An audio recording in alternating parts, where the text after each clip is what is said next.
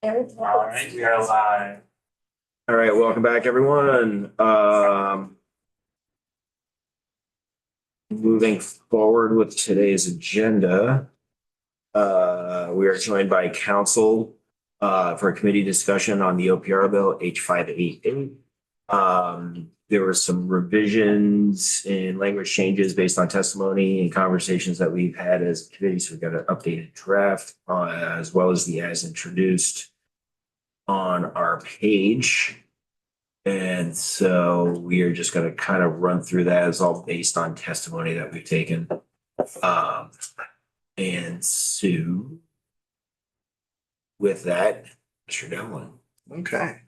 Thank you very much for having me, committee members. For the record, my name is Tim Devlin, Legislative Counsel. For you, you should have three documents under my name or maybe OPRs as well. One is the updated draft amendment from this committee, which is 3.2. And there will be an overview as well. And before moving on, actually, I should say that the updated text in the draft itself is highlighted for ease of reference. Similarly, in the overview, any of the green text will indicate what's been updated. And then third, this actually is material coming from the Office of Professional Regulation.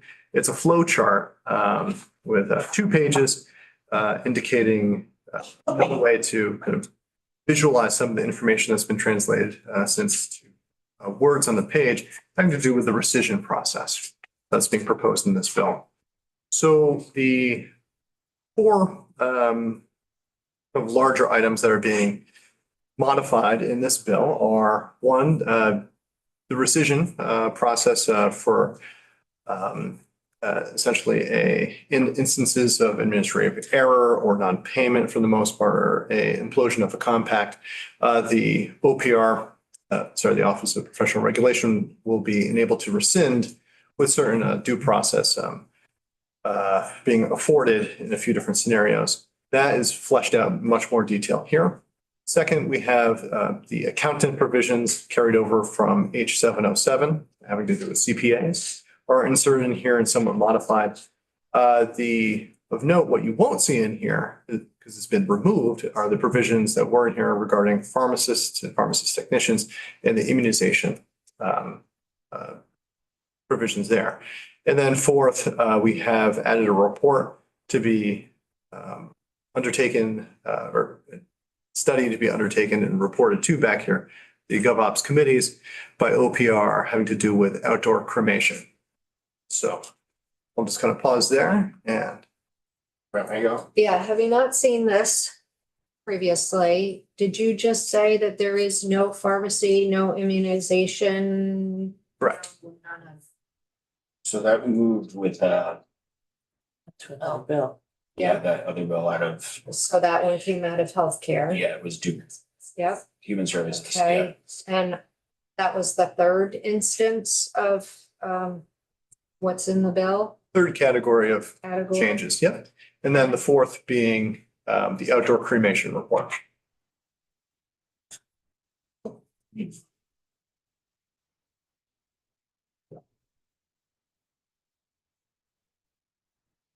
And Chair Byron, if it's okay with you, maybe in the interest of time, what's coming up, I can just kind of work off the outline. Would that be best? Or and then How do you think that would probably work best? Rebecca? If you're talking about 3.2 overview, is that? yes, sorry, yes. Overview. I know. So I wasn't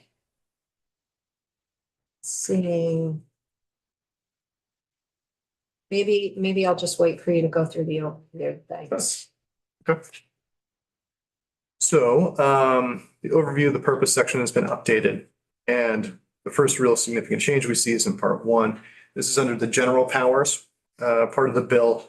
And section 2 gets to that rescission process I was talking about before. And again, this will amend 3 VSA 129, will retitle it Powers of the Board for Director and Advisor Professions, Disciplines, and Rescission Processes. This is actually just a small amendment, really just clarifying that certain hearing provisions will apply to rescissions as well. These hearing statutes are already fleshed out under Title III for the Secretary of State's powers essentially. And those are going to be adopted by cross-reference later on. We'll get to that. The real meat of the changes that will be in section 3, and this is that to be created new section 3 VSA 129C, simply named rescissions. And again, this will enable OPR to rescind a license in a few different scenarios. First, if the license was issued because of an administrative error. Second, if fees were not paid. And C, if a licensure compact becomes no longer binding on the state. So if states withdraw from them, Vermont withdrawals from a compact, or if enough participant member states withdraw, that it becomes defunct, essentially. That's the scenario it's contemplating there. Now, the rescission process will take 2 forms, and here's where we see the changes that are highlighted and developed today. Essentially, there's 2 categories. If the license is active for less than 30 days, it'll be treated a certain way. If the license was active for 30 days or more, it will be treated as a different secondary way. Really, it'll be afforded more process. So, quick summation of what's on the page. The first bucket, if the license is active for less than 30 days, the OPR director can initially rescind the license and then immediately notifies the individual. The individual is then provided an opportunity for review of that decision by either a board or administrative law office. And the review decision must be made within 30 days of the rescission and either must affirm or reverse the director. Then the affirmed rescission decisions may be appealed in accordance with the appeals statute already on books, which is 3 VSA 130A. I apologize now seeing that I left off the summary of the second bucket, but I'll just tell you right now that in essence what happens, and this might be a good time to pull up the flow chart if you're more of a visual digester of information. But if it's more than 30 days, 30 days or more, there is no initial rescission, but there's a notification sent by the director to the individual that within 30 days, the director intends to rescind the license. So that's the first difference right there. It's not immediately pulled, but there's a notice that says it will be. At that point, there is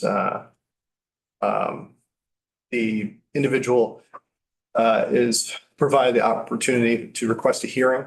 And if they don't request a hearing, or if they don't get back to the director, the rescission takes place at that moment. If there is a hearing, the rescission is put basically on hold. There's a stay pending the outcome of the hearing. And again, the hearing will be in front of either a board or an administrative law officer.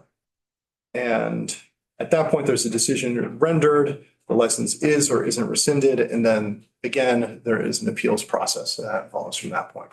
So best way to think about it in sum is that if the license has been active for 30 days, less than 30 days, it can be initially rescinded and then there's a review of that for to the individual. If it's active for 30 days or more, then it's not initially rescinded, but there's a notice saying that it can be if you don't get back to OPR essentially, and that there is a full hearing provided to the individual, after which it may be rescinded or it may be kept not rescinded. And after each, there's an opportunity to appeal.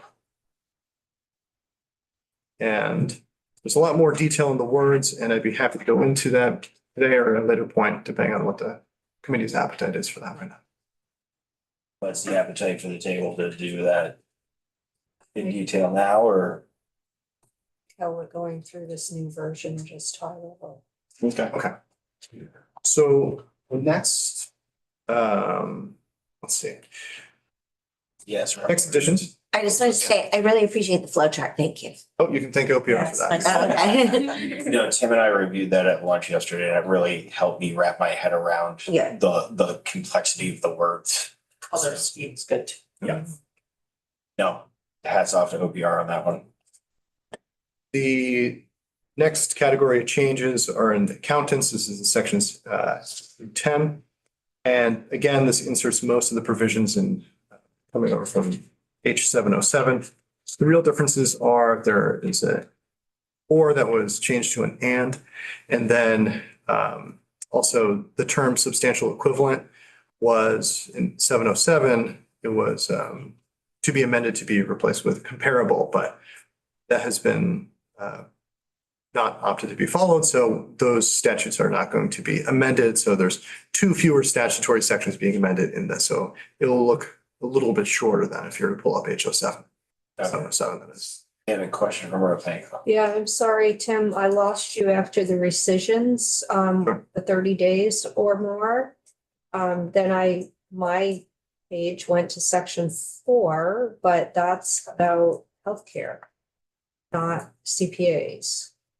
Yes, sorry, I'm skipping some sections throughout the bill, just visiting on what's changed between draft 3.2 and 2.1 or whatever we were on before. Sorry. All right, so which section are you on? You're on part 2, Yes, section 2. section part 2, sections 8 and 9 of the bill. And I'm not sure if it shows up particularly well on the screens, but all the text that's been modified from last version of this and the overview is in green font.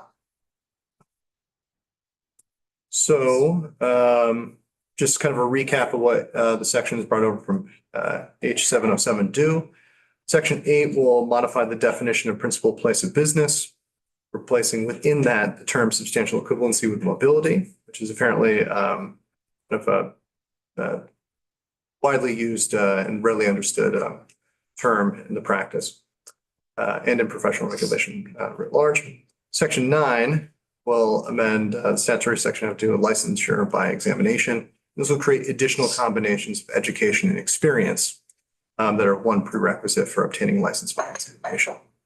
And similarly in section 10, which is really by endorsement or reciprocity licensure section, this will be renamed mobility and will enable it so that a out-of-state accountant does not need to obtain a state license if they both own a license in another state and to pass the uniform CPA examination have a permitted combination of education experience. Again, what's really changing here in the statute is that there's different permutations of that education experience that will be afforded to both people taking the exam here to be licensed in state or a mirroring of those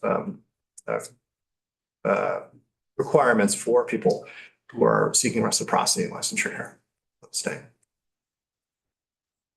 Okay, so the next thing to note here is that, again, there'll be kind of a gap after the midwife sections.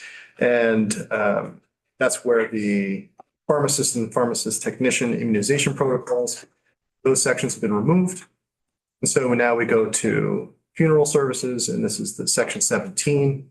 It adds session law that will require OPR to submit by November 15th of this year.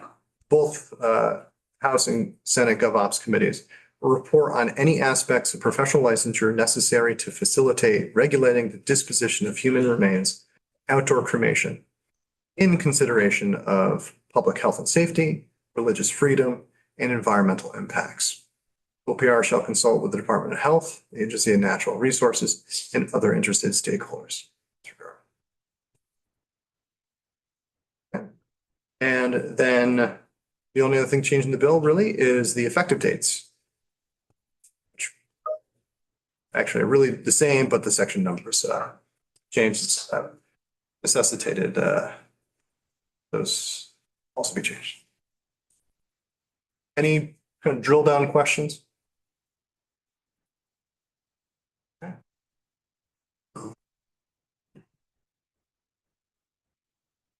And again, the lion's share of today's changes are in the rescission process provisions.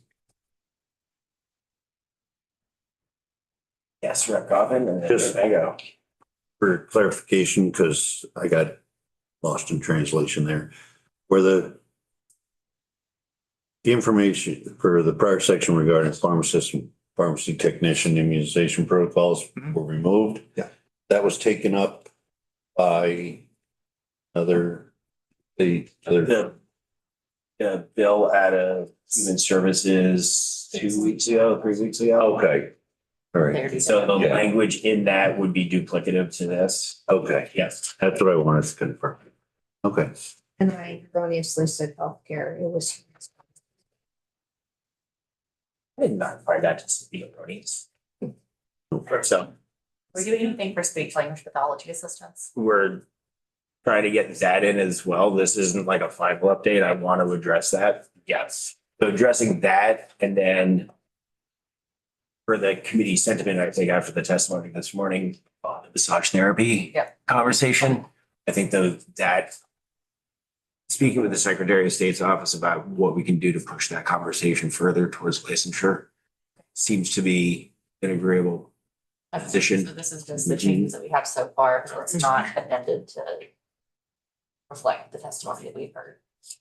Yeah, this was sort of like council. We've been tracking a lot of this stuff, so my goal was to get an update on stuff that we had spoken to like more clearly. Okay. And also council was communicating with OPR on to make sure that there was language continuity going back and forth. Okay. So this is an update to an ever evolving plan. Okay. Good. But I think the biggest things still outstanding here is how to address the conversation in and around the massage licenses. And then in getting the speech pathology words correctly implemented. Yes. Will we have OPR back in to talk about both of those things? Oh, absolutely. Okay. Yeah. They were on a conference last week. A bunch of them. And I know Tim has been going back and forth very vigorously. Okay. So my goal is to have them in to go over this and have the conversations about the other components that we had left outstanding. That was a goal of mine for scheduling next week. Cool. And that other piece is for the treasurer's bill. Yeah. So any questions on this right now for council?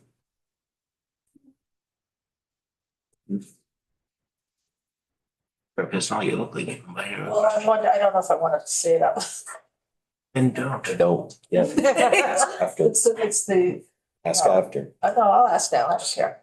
Well, I do care, but Okay. are we gonna talk about the autonomy?